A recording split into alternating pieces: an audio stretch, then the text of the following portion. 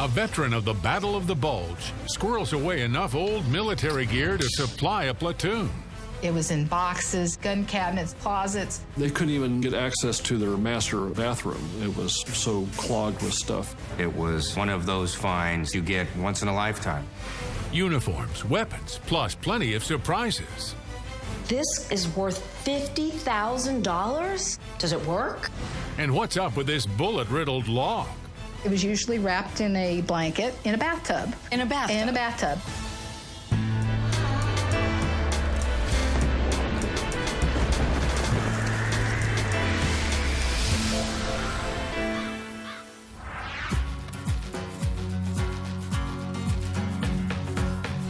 I'm Jamie Colby, and today I'm driving along the Southern California coastline in San Diego. I'm here to meet a woman who says her strange inheritance took her on a journey to meet someone she never really got to know when he was alive, her own father. My name is Nancy Kriego Powers, and my father, Arthur V. Kriego, left a collection that took him a lifetime to accumulate. For starters, Nancy asked me to check out the oldest item in her father's collection. I want to show you where I keep the gun. In the bedroom? In the bedroom. Yeah, that could be dangerous. Oh, look at that. It's so beautiful with the inlay. It's called a Pennsylvania long rifle. Handmade in Philadelphia. It's probably circa 1776 or a little later. This was still being used in the Battle of 1812. It meant so much to him, and it means a lot to me. Nancy's family has a history of military service going back to the Revolutionary War. This is one of dozens of firearms and a huge cache of war relics left by Nancy's father when he died in 2010. Born in 1922 in a small town along New York's Hudson River, Art Kriego, an intense, scholarly boy, grows up fantasizing with his friends about military adventures. We have pictures of him in makeshift World War I uniforms. I understand from a friend of my dad's, they were called Kriego's Army, and my dad was always in charge. Art's reenacting is encouraged by his mother, who buys him odds and ends at garage sales. She had interest in history, and I think that he got some of that from her. Here he is all dressed up in full Civil War regalia. How young is he here in this picture? I'm guessing he's about 16. Probably ordered all this stuff, and it cost him less than $20. When World War II breaks out, Art enters the famed Citadel Military College in South Carolina. It's there he falls in love with a vivacious 18-year-old named Janet Wade. My mother was attending the University of South Carolina, and they met at a dance. Art and Janet get serious fast and tie the knot. Shortly after D-Day, Art is shipped off to France as an infantryman in the final push to defeat Nazi Germany. You can tell how excited he was to be a part of our fighting force. He was very proud to be attached to Patton's 10th Armored. That was the most important thing, that he was under Patton, and he admired Patton immensely. Art gets his chance to head a real Kriego's army as a squad leader during the Battle of the Bulge in December 1944. American troops hold back a last-ditch German counteroffensive. He was right there on the front lines. During a 2-week period, 500 men in Art's command unit are killed in action. He receives a marksmanship award and a Bronze Star Medal for bravery. He decides to pursue a career in the military.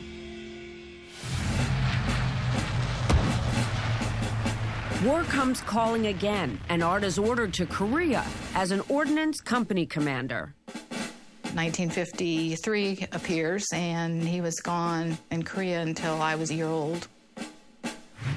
2 more children follow as Art and his family move from one post to the next. For a while, Art teaches military history at Louisiana State and writes scholarly papers on Civil War artifacts. But during this period, trouble develops on the home front as Art's wife Janet starts showing signs of bipolar disorder. There were weeks that she wouldn't get out of bed. And so here's Dad working full time, and, he's doing the laundry and everything else. Your dad had so much to handle at home. Do you think collecting became an escape? Somebody else would pick up a book or watch a movie, but for him, it was his collection. He keeps receipts for just about everything. For a few $100s, he buys this rare Bilharz & Hall Rising Breech carbine made for the Confederate Army. Using his skills as a military historian, Art is able to turn the serial numbers on the weapons into the stories behind them. It was like a good mystery novel that he had to know the answer. Well, who was this person that owned this? Where had this man served? What battles had he been in? For a few bucks, he buys these Pennsylvania Reserve Brigade belt buckles and these shell jackets. He paid $5. He paid $10. I mean, you could see in the receipts how much he paid for this stuff. This strange item cost him less than $100 from a war surplus dealer in the early 1960s. It's a tree trunk scarred with Civil War ammunition. It was usually wrapped in a blanket with twine in a bathtub. In a bathtub? In a bathtub. That's where it usually sat. By 1969, Lieutenant Colonel Krigo has served his country in France, Belgium, Germany, Korea, and Thailand. He's ready to retire. He and Janet set up home one last time here along the California coast in Carmel. Art's collection continues to swell with swords, insignias, and other military gear. Nancy doesn't even notice that because her mom has taken to indiscriminate hoarding. Before long, nobody has any idea what's in the house. The house was full of stuff. There was stuff everywhere. After her mother dies in 2003, Nancy comes to see a side of her father that she had never appreciated. The curious intellectual, the writer, the romantic war historian. My dad's memory was sharp. He could tell you the year, he could tell you where it was manufactured. He just knew it. Nancy decides she'll help her father catalog his collection. Ultimately, she'll have to call in reinforcements. It was overwhelming. It was just falling out of closets and cupboards, and you'd open up a trunk and there'd just be guns wrapped in newspaper from the 1950s. That's next. But first, our strange inheritance quiz question. What was the most lethal weapon used during the Civil War? Was it the bayonet, the muzzle-loading rifle, or the cannon? The answer in a moment.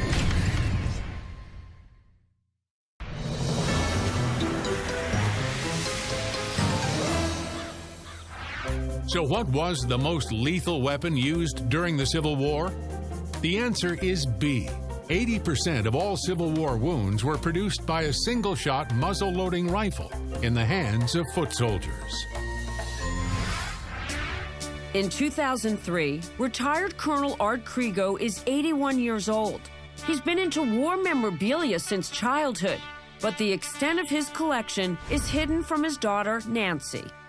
Art never talks much. His wife was a hoarder, and, well, things just get out of hand. Nancy assumes the haphazard stacks of boxes in his house in Carmel, California, are basically trash. But soon, she and her husband Brooks learn that buried in this heap are historical treasures.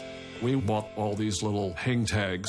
I encouraged their dad to recall the history about the collection.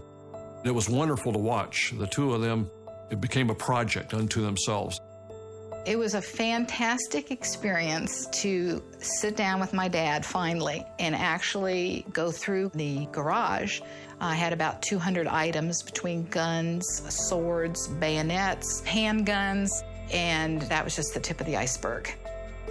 As Nancy bonds with her dad, Art asks her, his eldest child, to be the one who deals with his stuff when he's gone. He names Nancy trustee of his estate. He was saying goodbye. You just could tell how much he cared about his items.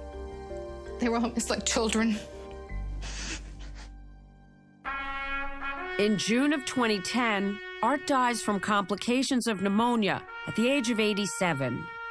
In a military ceremony, he's buried in nearby Monterey, outfitted in his dress blue uniform. The last time I saw him, I said, goodbye, Dad, and I knew it was the last time I was going to see him. And he reached out his arm and he said, thank you.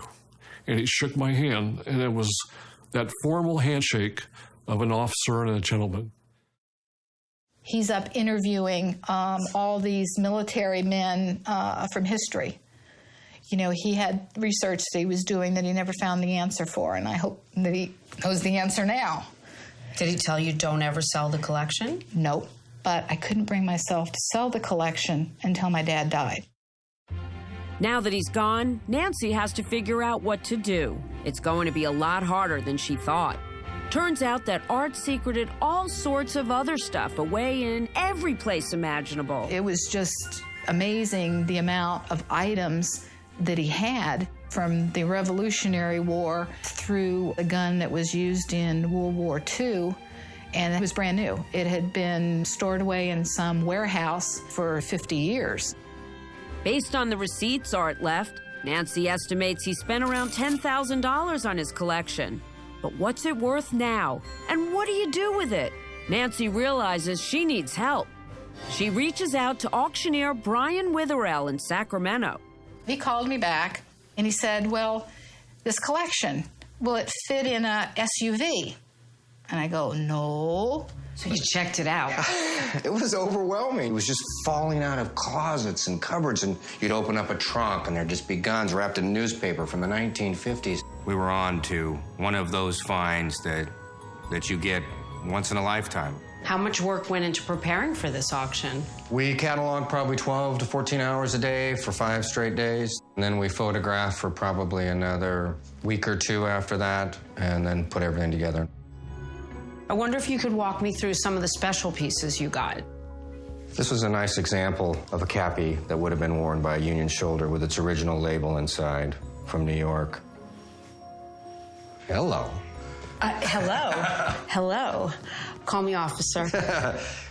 You can see the tag that was written by Mr. Krigo. Confederate carbine, serial number 85, by Bill Hars and Hall and Company, Pennsylvania Courthouse, Virginia. This is the carbine that Art paid a few $100s for in the 1950s. May I? Please. Oh, my goodness. Guess what the appraiser thinks it'll sell for at auction? This is worth $50,000? Does it work? Brian assures me that after more than 150 years, it still does. But by far the most unusual item in Art Krigo's collection is that bullet-riddled log. Where did it come from? Would anyone buy it? I got goosebumps talking about it. There's a lot of romance going on relative to this battle log. That's next. Here's another quiz question for you.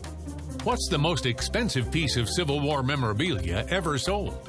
Was it a rifle, a sword, a flag, or a letter? The answer when we return.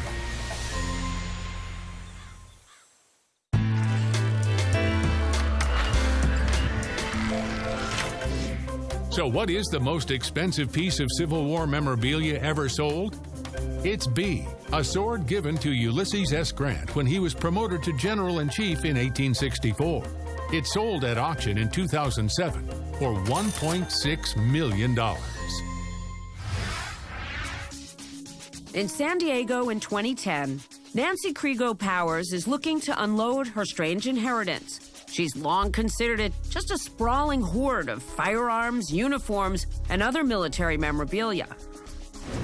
After all, her father paid so little for it, says auctioneer Brian Witherell. She knew that they were things that were important to her dad, but the records that they kept showed that he paid $2.50, 50 cents, $7. If you're just judging from that, you would have no idea of the significance of the collection. But Brian knows there's a method to Art's obsession. I think in Krigo's collection, he was truly collecting from a scholarship standpoint. He wanted a comprehensive collection that encompassed virtually every aspect of U.S. military life. Nothing underscores that more than a bullet-riddled log Art Krigo bought in the 1960s and carted from home to home over the decades. Sometimes he kept it wrapped in a blanket in the bathtub. How on earth do you value a tree log that has ammo and battle wounds? They've sold, and it's based on how much ammunition is it, the feel, how does it look, what battlefield is it from, can we identify it? Thank goodness Art Krigo kept his paperwork. It came from a reputable dealer who'd verified that the lead-sprayed timber was retrieved from the battlefield at Spotsylvania Courthouse, Virginia. In that bloody battle, fought in May 1864, Union troops tried to take the ground, but the rebels held on. At the end of 2 weeks, a total of 31,000 soldiers on both sides were dead. Once he's authenticated it, Brian knows some of his regular customers, like Tommy Haas of Utah, will be bidders. He says, Tommy, there's something here you might really be interested in. I previewed the auction and thought it was a really cool relic. But after Brian publishes a fancy color catalog for the auction, he gets an offer from another client, $200,000 for the entire collection, which Art paid no more than $10,000 for. Should they take it? Brian and Nancy, in charge of the Krigo Family Trust, think hard about it, but decide no. We want to let the market decide what it's worth, and we want competitive bidding. We think that's the fairest way to Mr. Krigo and to his heirs. It's also a big risk. Will Brian and Nancy live to regret their decision? I sure as heck tried the best I could to do what he wanted me to do. Find out when we return on Strange Inheritance.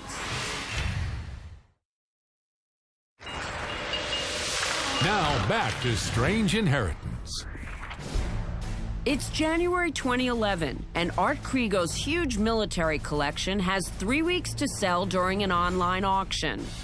The pressure is on big time after heir Nancy Krigo Powers and auctioneer Brian Witherell turned down a $200,000 offer for the whole catalog. When bidding gets off to a slow start, it looks like it could be a disaster. On the final day, February 4th, everything changes. Seeing what the final bid price was on these items just amazed me. I think it took all of us by surprise. The biggest selling item is that Confederate carbine Art bought for a couple $100. A collector pays $48,000 for it.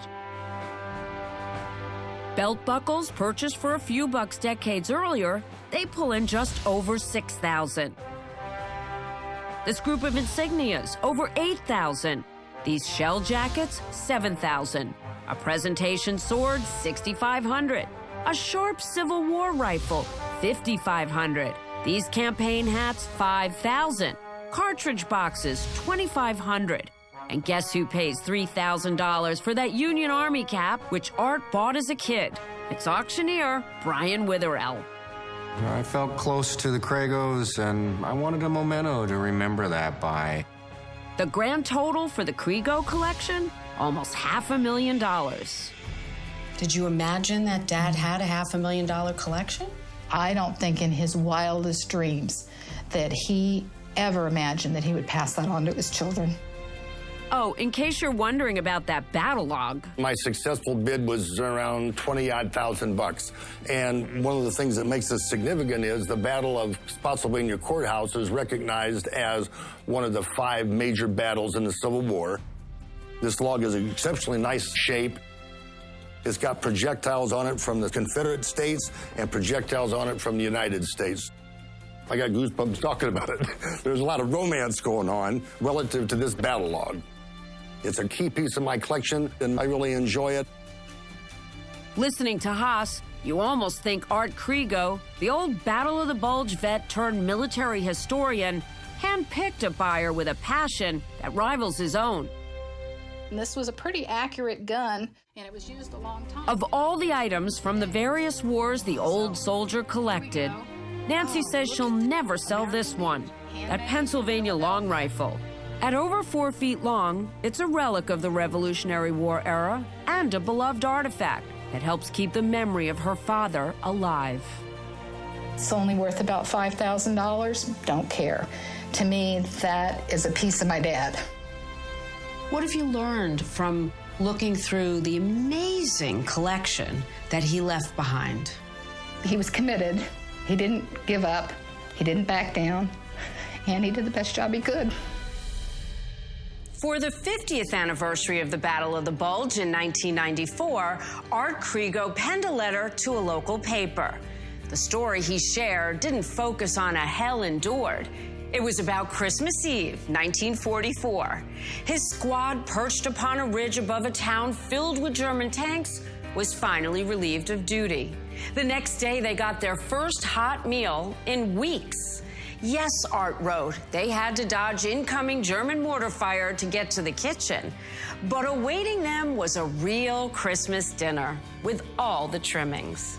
I'm Jamie Colby for Strange Inheritance. Thanks so much for watching. And remember, you can't take it with you. Do you have a strange inheritance story you'd like to share with us? We'd love to hear it. Send me an email or go to our website, strangeinheritance.com.